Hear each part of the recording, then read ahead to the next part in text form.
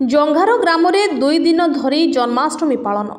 केउंझर जिला आनंदपुर ब्लॉक बाउंसगड़ पंचायत अंतर्गत जंघार ग्राम में 2 दिन धरी पवित्र जन्माष्टमी उपलक्षे नंद महोत्सव पालन समारोह अनुष्ठित हो जाइछि।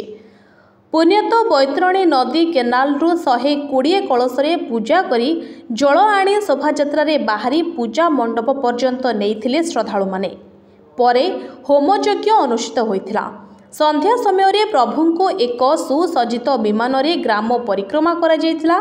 एथिरे कर्ता भावे अक्षय बेहरा और तांको पत्नी मामी बेहरा बसिथिबा बेले पूजक गौरांग मिश्र, वृंदावन षडंगी, कृष्णचंद्र पाढ़ी पूजा कार्य निर्वाह करथिले।